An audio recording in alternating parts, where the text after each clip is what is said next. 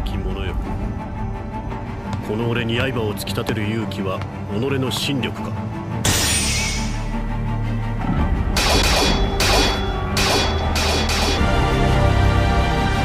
剣士ならば誰しも最強の呼び声の高いあの男と。珍しいこともあるもんだね。あれが噂に聞く黒刀か。世界最強の剣士の持ち物にふさわしい名刀。武者震いがする。久しぶりだな。追われる立場に戻るのは。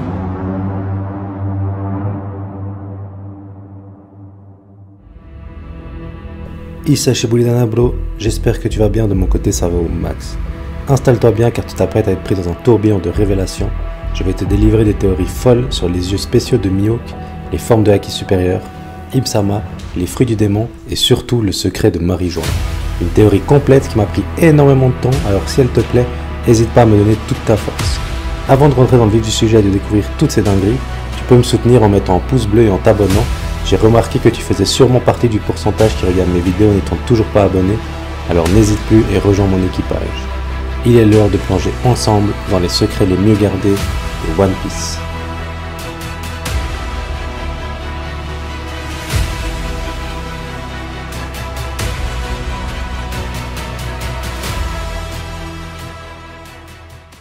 Tu t'es sûrement déjà demandé qu'est-ce que l'œil de Mihawk pouvait cacher, si c'est juste une particularité physique, une descendance ancestrale ou encore un pouvoir sans précédent. Évidemment, lorsqu'Im-sama apparaît et que ses yeux nous sont dévoilés, les mêmes questions te sont encore une fois venues à l'esprit.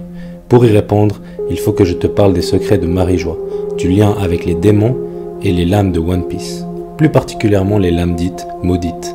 Reste particulièrement concentré car la théorie est longue, profonde et exigeante.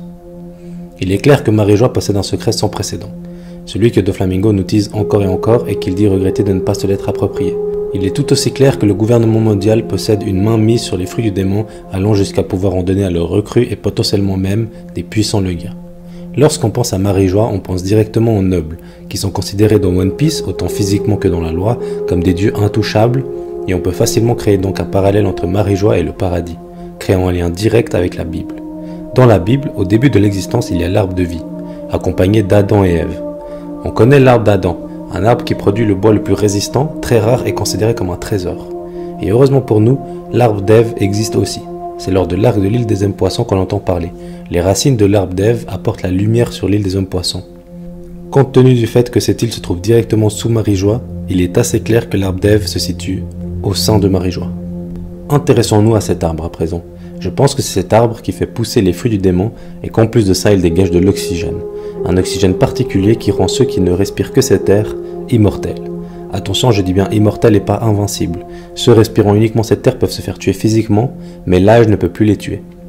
Afin de comprendre un peu mieux les informations que je t'envoie directement en pleine tête, concentrons-nous sur le terme fruit du démon. Lorsqu'on l'entend, on part forcément du principe que ça descend de démons. C'est logique. Et si ces démons étaient les Tenryubito qui se sont appropriés le paradis? Si tu suis bien, t'as capté que le paradis c'est Marie-Joie. À chaque fois qu'on en voit, ils sont dépeints hautains et méchants. Ils considèrent les humains comme des mancuriens et les traitent en esclaves. De vrais démons, non? Lorsqu'un Tenryubito meurt, un nouveau fruit du démon pousse. Le pouvoir de l'immortalité que l'arbre d'Ève leur procure est un pseudo-avantage avec un contre-coup. Ils sont contraints à aller en enfer. Enfer qui se matérialise à travers ce fruit du démon. Ils vont en enfer et un démon venant des enfers pousse au sein d'un nouveau fruit du démon. Plus l'esprit démoniaque est puissant, et plus le fruit qui pousse, après la mort d'un Tenryubito, l'est aussi.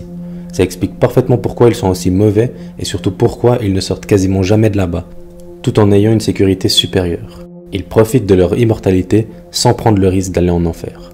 C'est aussi la raison pour laquelle un fruit du démon est immortel. Lorsque l'utilisateur meurt, il repousse naturellement, car l'esprit démoniaque en lui est immortel à la base déjà.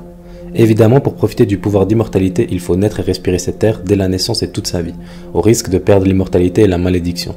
Cela assure qu'un Tenryubito voulant se repentir peut se sortir de cette malédiction, et à l'inverse, ça assure que quelqu'un de bon ne puisse pas être maudit en passant à Marie-Joie. Le pouvoir de l'immortalité est illustré à plusieurs reprises. Sur l'île des hommes poissons d'abord, lorsque Miosgard perd son casque, il demande un masque pour arrêter de respirer l'air car sinon il est voué à mourir.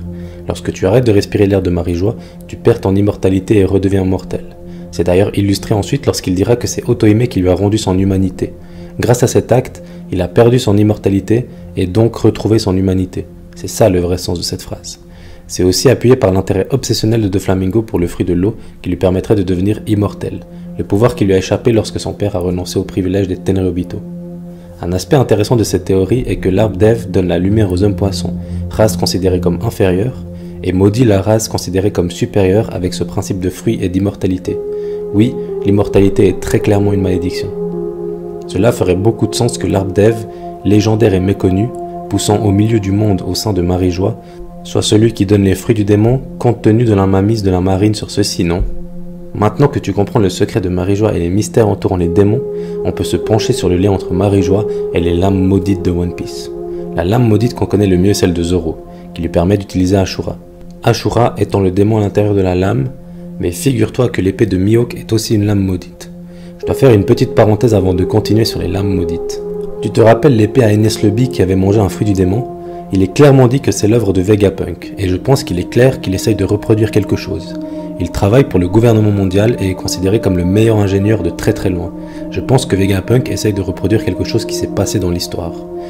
C'est purement théorique, mais je pense que le gouvernement mondial et tout le principe autour des Tenryubito et autour de l'arbre d'Ève a été créé par le Gorosei originel. 5 membres qui n'avaient sûrement pas aidé de la puissance de cet arbre. À leur mort, l'arbre d'Ève les a maudits à servir les humains à travers 5 lames maudites sous forme démoniaque. On connaît les catégories de sabres. Les 50 lames supérieures portant le nom de Ryo Wazamono, suivies des 21 grandes lames portant le nom de O Wazamono, et finissant par les 12 lames suprêmes, les Saijo O Wazamono. Eh bien je pense qu'il existe une dernière catégorie et qu'elle est encore inconnue, mais qu'elle existe bel et bien sous la forme de 5 lames maudites et qu'elle descend directement de l'arbre d'Ève. Évidemment, étant un secret protégé par le gouvernement mondial, les lames sont dispersées parmi les autres catégories de sabres pour brouiller les pistes. C'est exactement ça qu'essaye de reproduire Vegapunk, insérer un démon dans une lame pour en faire une arme dévastatrice.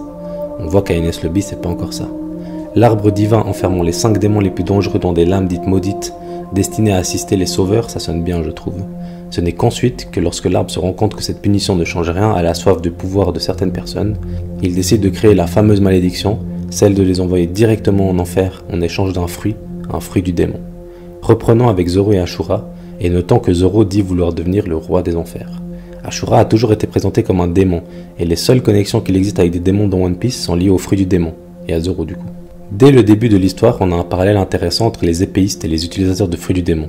Pendant assez longtemps dans l'œuvre, soit tu es l'un, soit tu es l'autre. Cela fait donc beaucoup de sens que les épéistes puissent aussi avoir un lien direct avec des démons, lien qu'on a découvert à travers Zoro, et qu'il soit donc lié à ma théorie sur les démons et l'arbre d'Ève. Reconcentrons-nous sur les 5 lames maudites. Nous arrivons à un point dans l'histoire où on connaît pratiquement tout le monde. C'est l'arc final, et il y aura probablement très peu de révélations sur des inconnus qu'Oda nous cache. Allant dans ce sens-là, je pense avoir repéré 4 sur 5 des lames maudites. La lame maudite de Zoro, Ashura, la lame maudite de Cavendish, Akuba, la lame maudite de Mihawk, le nom du démon est encore inconnu, et la lame maudite de Im-sama, pareil, démon inconnu. On la voit avec une lame lorsqu'elle est seule, et ensuite des avis découpés, c'est forcément la sienne. En ce qui concerne la dernière lame maudite, étant des lames qui peuvent se trouver dans n'importe quelle catégorie de sabre, je ne préfère pas m'avancer. Il existe plusieurs candidats, dis-moi à qui tu penses en commentaire. À part Zoro, les 3 personnages que je cite ici ont un point commun, les yeux. Ces yeux sont directement liés aux démons théorisés précédemment, et je vais te le prouver. Petit rappel, les démons sont donc des anciens Tenryubito maudits, qui une fois morts deviennent des démons en enfer, ou pour les 5 Tenryubito originels, sont maudits dans les lames maudites. Lorsque Cavendish se bat pour contrôler Akuba, il a les yeux jaunes, exactement les mêmes que Mihawk. L'explication qui me paraît le plus logique est que lorsque tu arrives à contrôler le démon, tu obtiens les yeux jaunes ronds. Akuba, lui, possède la même forme d'œil, mais bleu. Le bleu étant la couleur des yeux de Cavendish, cela explique simplement qu'il essaye de prendre le contrôle. Attention, selon ma théorie, contrôler le démon et obtenir les yeux jaunes, c'est en quelque sorte fusionner avec lui, et obtenir sa force, son immortalité, mais aussi sa malédiction. Ici, Cavendish n'a pas le choix, le démon se manifeste et il faut le contenir. Ensuite, il perd cet état. Il est très probable que la raison pour laquelle il ne dompte pas son démon soit la puissance, mais il est possible qu'il ne veuille simplement pas la malédiction s'il la connaît. C'est parfait car on obtient les 4 potentiels résultats. Le démon n'a aucun intérêt ou souhait de contrôler son utilisateur et le laisse faire. Ici Zoro, n'ayant pas fusionné et dompté le démon, il n'a pas les yeux de Mihawk. Le démon ne se laisse pas faire et essaie de contrôler son utilisateur, mais la force de celui-ci annule celle du démon sans pour autant le contrôler. Ici Cavendish, il obtient un œil lorsqu'il tente de contrôler le démon. Le démon se fait dompter et contrôler par son utilisateur et finit par lui prêter sa force, son immortalité et sa malédiction. Ici Mihawk qui possède donc les 2 yeux jaunes et reste lui-même. Et enfin, le démon prend contrôle de la personne et domine totalement son utilisateur. Ici Im-sama, qui possède donc des yeux rouges étant possédé par le démon. Chaque démon a une personnalité différente et représente un ancien. Ça colle parfaitement à ma théorie précédente. Le démon contrôlant Im-sama est donc un des membres du Gorosei originel et c'est pourquoi elle peut dominer le conseil des 5 doyens du présent. J'espère que tu ne t'es pas perdu en route parce que c'est loin d'être fini. Maintenant, je dois te prouver que Mihawk est immortel. Il est très fortement inspiré de Dracula, à tel point que son prénom est Dracul. Dracula étant un vampire, les vampires sont immortels. Ils peuvent mourir mais pas de vieillesse. Il n'a pas d'équipage, personne autour de lui. Il refuse de s'attacher car il sait qu'il va tous les voir mourir en restant lui vivant. À quoi bon s'attacher? La quête pour devenir le plus fort sabreur l'a poussé à se maudire et il le regrette sûrement. C'est pourquoi il accepte d'entraîner Zoro, pour que celui-ci ne fasse pas la même erreur que lui. Sa lame s'appelle Kokuto Yoru, traduit la lame noire de la nuit. Encore une référence à la nuit, aux vampires. Dernier point, lorsqu'on le voit à l'exécution de Roger, il a déjà ses yeux et si tu remarques, à part quelques poils sur le visage, il est identique. C'était quand même il y a plus de 20 ans dans l'histoire. Tous ces clins d'œil et preuves de son immortalité vont parfaitement avec tout ce que j'ai pu dire avant vis-à-vis de ma théorie, mais tu te doutes bien que ce n'est pas fini. Maintenant qu'on sait qu'il est immortel, grâce à la fusion avec le démon de sa lame, et que tu as toute mon explication vis-à-vis de Marijo et des connexions avec les démons, on va parler des pouvoirs de celui-ci. Qu'a obtenu Mihawk pour vouloir dominer et fusionner avec son démon, malgré cette malédiction? Je pense que le pouvoir d'un démon dans une lame maudite est l'exact inverse de ce qu'un fruit du démon procure comme pouvoir. Le fruit donne un pouvoir extraordinaire lié à un élément spécifique. Par exemple, le Meramera no Mi te donne la capacité de devenir et de contrôler le feu. C'est spécifique et extra-physique, alors que le pouvoir que tu obtiens avec le démon d'une lame se situe physiquement. Des compétences de rapidité, agilité, force supérieures, comme Akuba, mais aussi des compétences supérieures au niveau du Haki, et c'est là que ça devient très intéressant. Dans One Piece aujourd'hui, si tu veux être rapide mais efficace, il faut un bon Haki de l'observation. Et si tu veux être fort mais efficace, il te faut un bon Haki de l'armement. Ce sont des évolutions physiques qui vont parfaitement avec le système d'Haki, et je pense que c'est dans ce thème très précis où le pouvoir d'un démon est dévastateur. Pour aller plus loin et toujours avec l'exemple de Mihawk, en quoi se traduit un bon HDA et un bon HDO. Commençons avec le HDA. Mihawk a une lame noire, constamment noire. Ça démontre une maîtrise du HDA sans précédent. À Dressrosa, on découvre que Mihawk apprend à Zoro à maîtriser le revêtement d'une lame. Et il dit « n'importe quelle lame peut devenir noire ». Et directement après ce flashback, Zoro dévête son épée. Pourtant, celle de Mihawk reste constamment noire. Oda lie ici directement le concept de lame noire et le concept du Haki de l'armement. Il est donc très probable que ce revêtement constant soit dû à un HDA supérieur qu'il a obtenu grâce à son démon, là où Ryuma l'a obtenu au gré de sa légende. Ça fait encore plus de sens vis-à-vis de tout ce que j'ai pu dire sur les démons précédemment, car pour le moment, Mihawk est le seul avec une lame noire. Passons au Haki de l'observation, et allons voir du côté de Marineford. Lorsque Luffy attaque Mihawk et que celui-ci le voit arriver, on a un zoom sur son œil et Luffy change instinctivement d'attaque et fera plutôt une esquive. Esquive qui le sauvera du coup de Mihawk.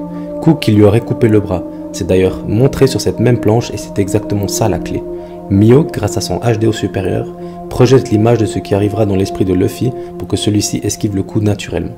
On sait que c'est possible de voir le futur légèrement avec le Haki de l'observation grâce à Katakuri, mais je vais te prouver pourquoi l'utilisation d'un HDO supérieur peut aussi projeter des images dans le cerveau de son adversaire. Pour prouver ce point, je vais devoir te parler d'un autre être immortel et maudit, qui en plus a les mêmes yeux. C'est fou, non? Zunesha. Zunesha possède les mêmes yeux que Mihawk, mais ils sont verts. Donc il n'a ni contrôlé un démon, ni se fait contrôler un démon.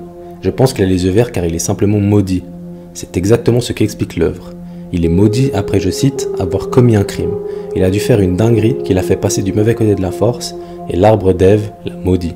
Tu te demandes sûrement pourquoi je parle de Zunesha maintenant, dans une explication sur le HDO. Figure-toi qu'il a lui aussi projeté des images dans la tête de Momonosuke, et c'est beaucoup plus clair qu'à Marineford. Mais tu peux forcément retrouver les similitudes entre les deux planches tant elles prouvent la même chose. C'est une démonstration du Haki de l'observation supérieure. Zunesha ayant été maudit, il possède les caractéristiques d'un être démoniaque, tandis que Mihawk, lui, l'a vu se l'obtenir lorsqu'il a dompté le démon de sa lame et a fusionné avec lui. Zunesha possède les mêmes yeux que Mihawk, il est immortel comme Mihawk, et il possède le HDO amélioré comme Mihawk.